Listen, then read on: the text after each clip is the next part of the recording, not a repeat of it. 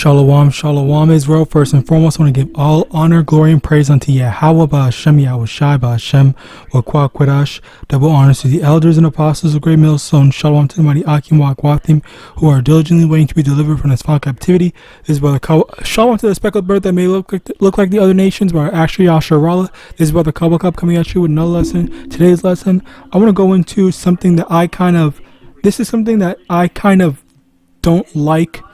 In the sense of, in a way I do like this topic, but at the same time I don't like this topic because I feel like this is like a cop-out answer or a cop-out for people in general, which is basically goes into if I as a teacher, if I knowing the truth am mean to someone, like say for example if I say, oh F you for not knowing the truth, or F you for not keeping the Sabbath, or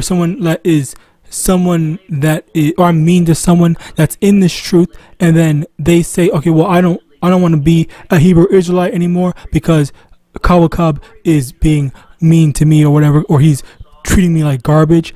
And the inspiration to this lesson comes from a revisit actually from this video of this Eve basically complaining about how she's basically saying the moment she knew she was done with being a Hebrew Israelite, where she's like, okay, well, I don't want to keep the Sabbath. I don't want to have to buy. I don't want to have to not buy on the Sabbath. I don't want to have to do this anymore and whatnot. And she said she finally felt free after she stopped doing it. And that's basically the thing. It's things like that, the way people speak about this truth, that's what actually reveals who they are, what spirit that they're in, as well as, do they actually have love for Yahawadah. Because the thing to really understand is that when you're keeping the law, we're not keeping the law to please men. We're not keeping the law to please someone else. We're keeping the law because we're trying to please Yahawadah. We're showing that, okay, this is what you wanted from us, so this is what we're doing for you. All right, and that's the thing. Let me get that first. All right, so you can so that you can understand. But more than that, I believe you have motivation. Patience listened without speaking. When Mrs. Lell finished, she asked the question that had been burning in her mind since they left Fletcher's store. Where is Grace? Mrs. Lell's expression softened. Grievous. All right, Slakia. She was sold twice after leaving South Carolina. The first sale was to a cotton plantation outside, Mobile, where she worked for 4 years.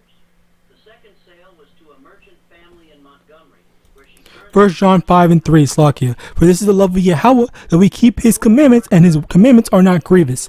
So basically, as a result of that, this is what I have an issue. This is what I take issue with when I hear of people making all these complaints, saying all these things, because that's actually disrespectful. Because you have to understand, Slocky, you have to understand about this.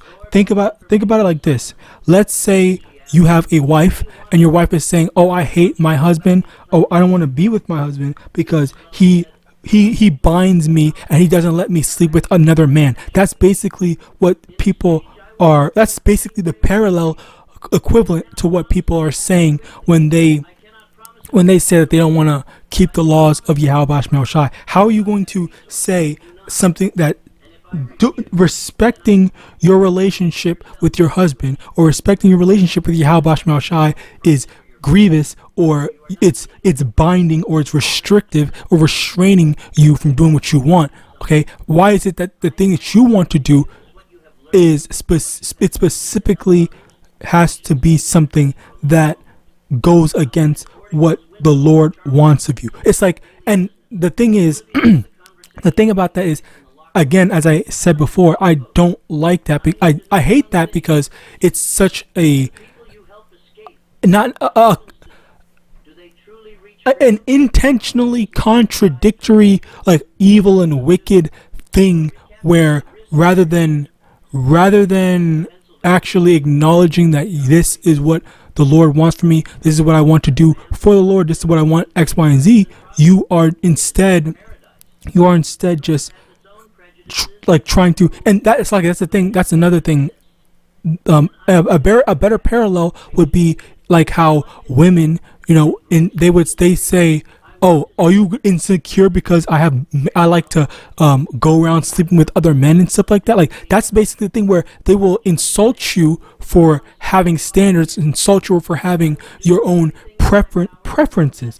All right, that's the thing that that pisses me off, where how are you going to have your own preferences, all right, but then whenever it comes to the Lord telling you do this, do that, all right, but you can tell someone, hey, I don't like it when you call me an idiot or call me a bitch or call me a whatever, but and you're allowed to have all that.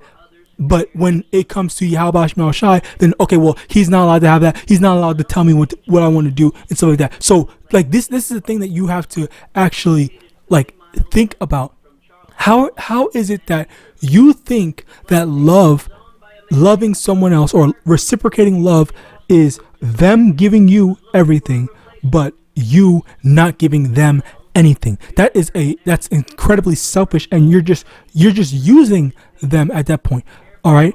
And the funny thing, the irony of that is that the Lord really does not expect much from you. It's damn near the exact same equivalent of a man loving a woman, where a man does not expect, or a good man, I'll say a good man, when he's actually married and when he actually has a daughter as well, for example, or kids in general. Okay, when it comes to a man having children, the man, or even a mother too, when it comes to you as a parent or good parent, you don't expect your children to give you money or to give you whatever.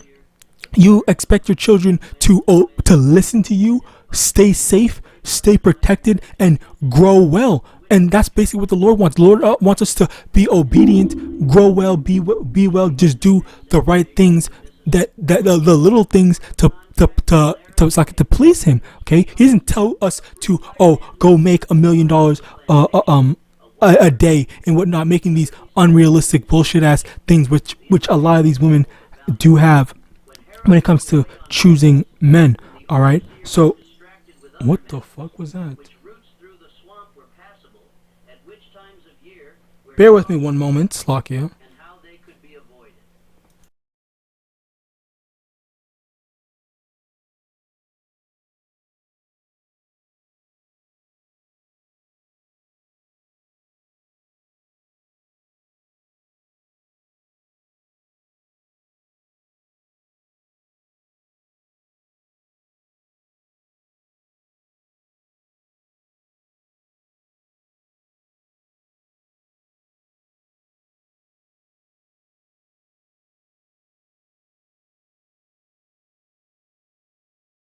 Alright, Slakia, I don't know what that was. Something that fell.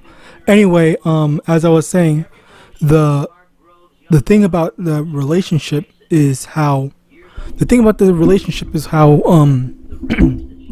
people have all these expectations and requirements, prerequisites and whatever for everyone else, for YAHAWASHI, but they can't even follow the exact small prerequisites, where the Lord is willing to bless you with a car, the kingdom of heaven, house, all these different things, all these wonderful blessings for you just to be obedient. That's basically what the Lord is.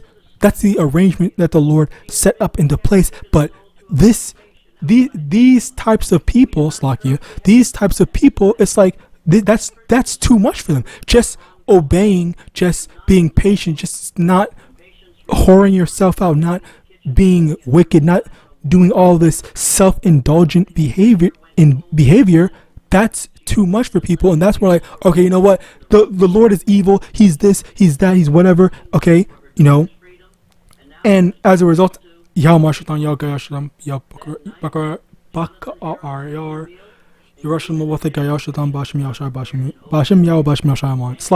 anyway, basically it's this type of stuff that's like you are doing this, and on top of that, Slakia, that's making these types of videos and stuff like that, where you have to announce to the world, hey, I'm not an Hebrew Israelite, anymore. Give me attention, love me, this and the third. This goes to show just like who you're trying to please or who you want. So she couldn't get riches immediately from YAHAWASHI. So what did she do? She said, okay, well, I don't want this anymore. I'm just gonna leave this and then go and be worldly. All right, like that's like really examine the type of behavior from these types of people, where it's just like you are like, what is the purpose behind this besides self-indulgent or self-pleasing, or pleasing yourself, pleasing your own flesh, pleasing your own body, doing what you want to do rather than what is conducive to proper sound doctrine. All right, and I had a precept, but I literally forgot it. Let's just get this instead. 2 Peter chapter 1 verse 10. Wherefore the rather, brethren, giving diligence to make your calling and election sure, for if ye do these things, ye shall never fall. And the thing about this is how, in general, the reality of this is that for people to actually stay in the truth, it really isn't hard in the sense of the true test. It's really about how locked in are you with YAHAWASHI? Are you doing this because you're just trying to please someone else, or are you doing this because you're trying to gain clout? You're doing this because whatever, or are you actually doing this because, okay, I have a relationship with YAHAWASHI. It's my own personal relationship that I am exploring and fostering and doing all that stuff, rather than this is just because someone else has told me. Which is why you're not supposed to. We as a matter of fact, let's get that. 1 Peter chapter 5, I believe. 1 Peter 5 verse 2. Okay, yes, it was 1 Peter chapter 5. Feed the flock of Yahweh which is among you, taking the oversight thereof, not by constraint but willingly, not for filthy lucre but of a ready mind. Where that's the thing, where we're not supposed to be doing this to force people. We're supposed to say, okay, do you want to do this? If you don't want to do this, that's fine. You can go and do this. Especially people in your lives. You might say, oh, I want my daughter, my son, my brother, my mother, my father, whatever, to learn this. But the thing is that if they don't want to do it, like this woman, for example, there's no forcing it. Don't bother forcing it. Say, okay, I'm into this. If when you try to explain to them, you may say, okay, yeah, here is this. Can you do this? And then that's it. Or you can just not show them at all. Okay, sometimes, because that's basically the thing. What was it? It was I'm trying to remember, but I don't remember. It is what is the it is by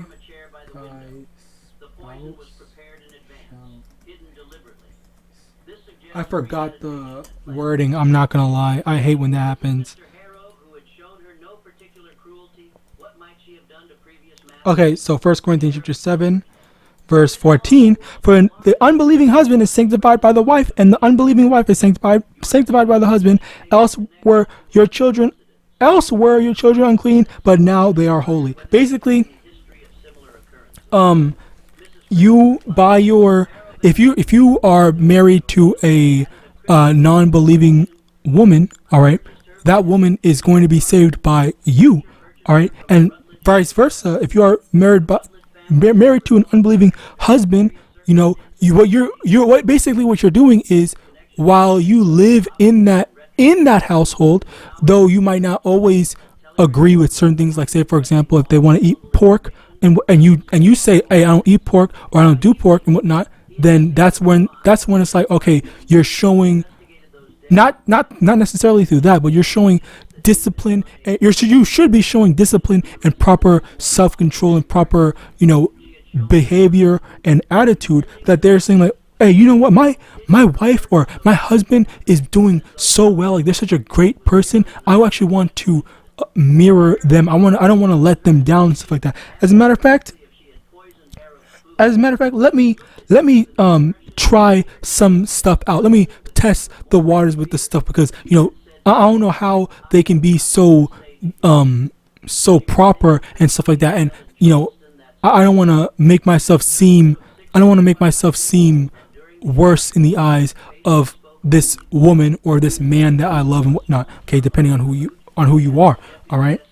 So yeah, this is an example of that, where people are going to strive to see that example and follow along in said example. All right. So 2 Peter chapter 1 verse 10, I don't know if I read this or not. Wherefore the rather, brethren, give diligence to make your calling and election sure, for if ye do these things, ye shall never fall. And that's the thing, where when you love YAHAWASHI, you're not going to allow these things to get in the way of pleasing YAHAWASHI. Like, as I said before, like say for example, if someone was around me the whole time and I was always screaming at them, yelling at them or whatever, then they'll say, okay, well I don't want to be, and they say, Slaki, I meant to say, and they say, I don't want to be a Hebrew Israelite anymore completely because I don't like Kawakab. All right, then that's where I was like, then you never loved the Lord. Your condition to being in this truth was reliant upon me. You were only in this truth because I was in this truth, or I brought you in, or I was there, or whatever. And as soon as you see, okay, well I don't like this person anymore, or I don't mess with this person, then that's the same thing with a wife or whatever, or you being friends with a brother, and then said brother just stops, or whatever the frick happens, and then you're just like, okay, well I don't care about doing this anymore, because I'm not cool with that person anymore, and I was only doing this because of them, rather than doing it for. And that's the thing. Who examine yourself and really think about, who are you doing this for? Are you in this truth because you actually have faith and trust in YAHAWASHI? Slakia. Or are you doing it because someone else? Oh, I like this person. This person is cool. I'm friends with this person. Or this is just something to kill my time. Or this is just to get some women or whatever, stuff like that. Or I see IUIC, XYZ, Black Power Ranger movement and whatnot. Like all these things. Rather than I'm here simply because YAHAWASHI. If all my Israelite brethren are not following after this, then are you still going to be in this? Are you still going to fight for the Lord?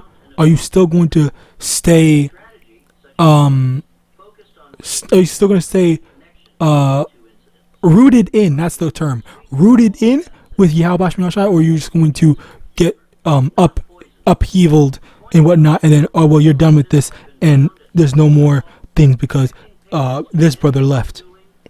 Hebrews 6 verse 4, for it is impossible for those who were once enlightened to have tasted of the holy gift, and were made partakers of the Holy Ghost, and have tasted the good word of Yahweh and the powers of the world to come, if they shall fall away, to renew them again unto repentance, seeing they crucified them to themselves the Son of Yahweh afresh, and put him to an open shame. Basically, the Lord went out of his way to get you out of the world, and then are you going to just abandon the Lord after the Lord went out of his way to deliver you from that wicked mindset? Okay, so you were once in this truth, you were once doing righteously, but then now, okay, well I don't want to do this anymore, I'm just going to keep on I'm gonna go back into the world, I'm going to be this wicked ass demon again and whatnot, rather than just sticking to, okay, what did the Lord say? Let me stick to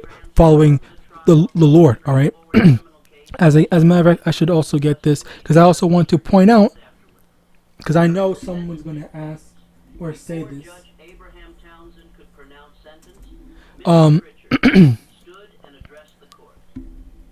James believe this court and this jury should be aware of the full scope of this woman's crimes.